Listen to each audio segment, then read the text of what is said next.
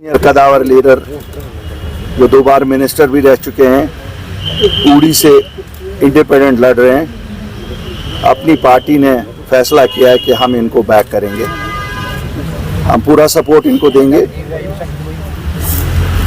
ये फैसला उड़ी के लोगों के मफाद को मद्देनज़र रख के किया गया है।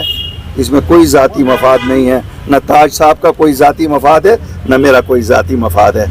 हमें बड़ी खुशी है कि हम एक मंजे हुए कदावर लीडर को वहाँ अपना सपोर्ट एक्सटेंड कर रहे हैं और इंशाअल्लाह ये उड़ी की नुमाइंदगी आने वाली असेंबली में ज़रूर करेंगे। शुक्रिया। अल्ताफ साहब का और अपनी पार्टी जनाब मेरे देरीना दोस्त जनाब गुलाम हसन मीर साहब का शुक्रिया अदा करता हूँ कि इन्होंने मुझे सपोर्ट किया।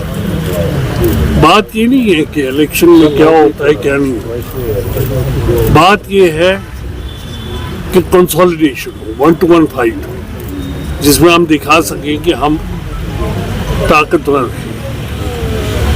आपको भी बाप होगा, फिर बेटा लड़ेगा, फिर उसका पोता लड़ेगा, वो चीज़ों के खिलाफ पीडीपी ने भी इसी तरह अपनी सपोर्ट जो है वो जाहिर की है।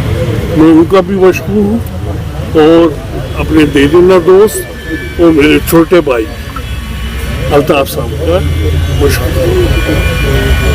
भाई साहब यहाँ से इमरान गुलिस्तान से बात कर रहा हूँ कि ए टीम बी टीम सी टीम तो आज इन्होंने भी की थी वो तो 2 तरफा थी।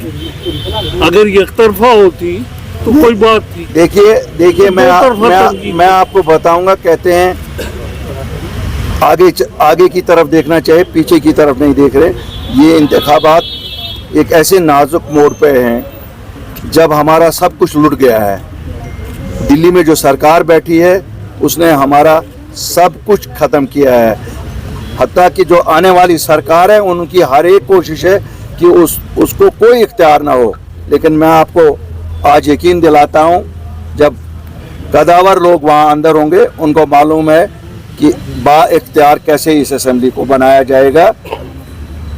उनके चाहने से ही सब कुछ नहीं होगा, ये लोगों का मैंडेट होगा और लोगों के मैंडेट की कदर करनी पड़ेगी सबको। महबूबा मुफ्ती ने आज प्रेस कॉन्फ्रेंस करके एक बड़ा आरोप ये लगाया कि बीजेपी की प्रॉक्सी पार्टी अपनी पार्टी को छोड़ के अब बीजेपी की प्रॉक्सी पार्टी एआईपी बन गई है। यानी उनकी तरफ से सभी पार्टी प्रॉक्सी कांग्रेस और पीडीपी को छोड़ के बाकी सभी पार्टी को बीजेपी की प्रॉक्सी बोला गया। तो आप इसको कैसे देखते? देखिए महबूबा जी मौसम की तरह उनका मिजाज जिस दिन जो हो वैसा बोलती हैं। तकरीबन मुझे लगता है, मेरे ख्याल में अगर उन पे छोड़ा जाए तो वो शायद कल कहेंगी कि पीडीपी भी प्रॉक्सी पार्टी है। कोई भरोसा नहीं है, वो अपनी जमात का भी ऐलानिया तौर कहेंगे, क्योंकि वो हैं, कह भी सकती हैं। वो तो गोद में बीजेपी की पली, ऐसा तो है नहीं, वो तो उनकी गोद में पली। और जो चीफ मिनिस्टरशिप का पेंशन ले रही हैं उसमें हिस्सा 50% तो बीजेपी का ही था। इसलिए बातें अब मैं आरोप नहीं लगाना चाहता हूँ, क्यों हम इस इलेक्शन को मज़ेदार बनाना चाहते हैं, हम इसको ऐसा कड़वाहट नहीं लाना चाहते हैं। आप देख रहे हैं किसी की तरफ से कोई कड़वाहट के बयान नहीं हो रहे हैं। मेरी सबको गुजारिश है लोगों की खिदमत में लगे। ये ABCDE की कोई बात जब चलेगी तो ए फिर नेशनल कॉन्फ्रेंस से शुरू करिए, तो फिर A+ महबूबा जी हैं और हम सब A- में आएंगे। तो इसलिए आरोप लगाने बड़े नहीं करेगी और लेकिन हमने कहा कि हम आज़ाद हो, हमने कहा हम आज़ाद, मैंने कहा हमने ये आप मेरा सवाल आप मेरा जवाब सुन लीजिए। हम जहाँ पे हमें लगेगा इंडिपेंडेंट कैंडिडेट्स अच्छे हैं और कंसोलिडेशन से चांस बनेगा कि सीटें जीती जा सकेंगी, हम करेंगे, कर रहे हैं। करते रहेंगे। मैंने कल भी स्टेटमेंट दिया कि हम कर रहे हैं, और मुझसे पूछा गया किनको कर रहे हैं, मैंने कहा कल प्रेस कॉन्फ्रेंस करेंगे, मैं आपको बताऊंगा किनको कर रहा हूँ।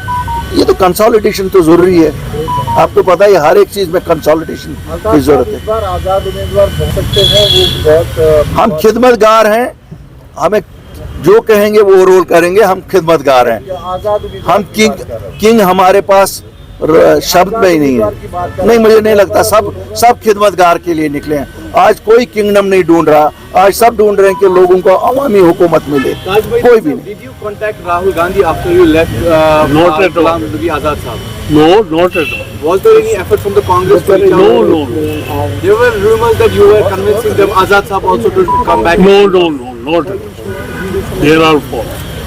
अल्ताफ साहब, मुंतज़िर मईद जो अब तक कैंडिडेट है, मुंतज़िर मईदीन, खबर आ रही है, हवाई खबर है अभी कि विड्रॉ कर दिया है उन्होंने अपना नॉमिनेशन। कंसोलिडेशन के लिए ओके, बिल्कुल यहीं है, यहीं है कंसोलिडेशन के लिए। हर एक जगह कंसोलिडेट, जो भी अपनी पार्टी की मूव है कंसोलिडेशन के लिए है।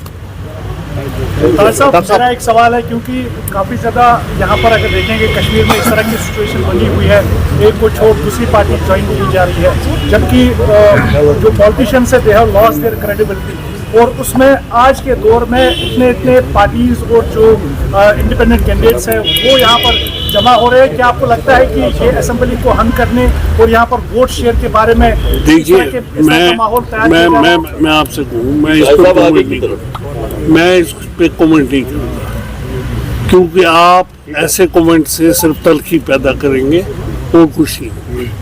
आपको जो सोच रहा है आप सोचिए। जरा इसमें मैं एक बात करना चाहता हूँ, ये हमारे मीडिया लोग क्यों कहते हैं कि यहाँ इंडिपेंडेंस न हो जाए? ये कहाँ पर इंडिपेंडेंस की तादाद नहीं है? यहाँ हर एक चीज को शक की नजर से क्यों देखा जाता है? ये आदत क्या हमारी होगी? इंक्लूसिवनेस, पार्टिसिपेशन हर इलेक्शन की शान को बढ़ा देता है।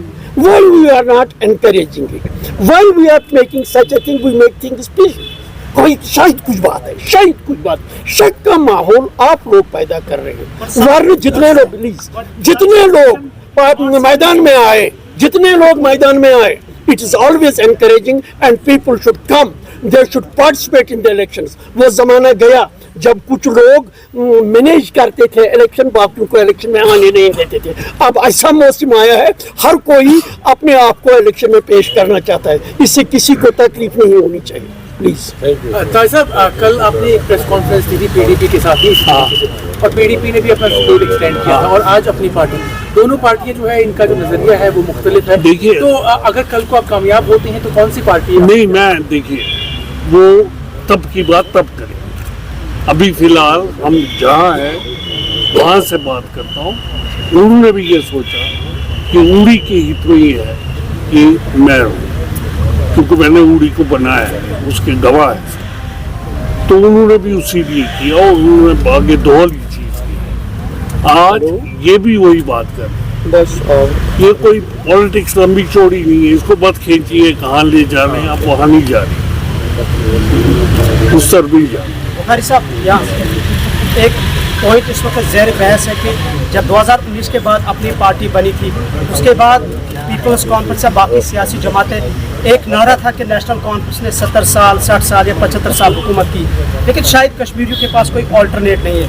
लेकिन जब रिसेंटली पार्लियामेंट के इलेक्शन हुए और 70 साल के बाद भी नेशनल कॉन्फ्रेंस ने कश्मीर में 2 सीटें हासिल की, और स्टिल हम देख रहे हैं कि जो नेशनल कॉन्फ्रेंस की मुखालिफ सियासी जमातें हैं वो अभी भी इकट्ठे नहीं हो पा रही है, उनके अंदर कोई यूनिटी नहीं है। देखिए, पहले तो ये सवाल है क्या वो नेशनल कॉन्फ्रेंस ने जीती, फिर नेशनल कॉन्फ्रेंस के सदर ही जीत जाते? पहला तो ये सवाल है। नेशनल कॉन्फ्रेंस में टिकट पे 2 मजहबी रहनुमा उठे, उन्होंने जीती। तो जो तजिया नगार हैं आप जैसे, शायद मैंने बड़ी तजिए उस पर सुने कि ये नेशनल कॉन्फ्रेंस की जीत नहीं थी। और आगे देखते हैं, इस इलेक्शन में देखते हैं, अगर नेशनल कॉन्फ्रेंस रिजल्ट से ही पता लगेगी कि कंसोलिडेशन किन की है।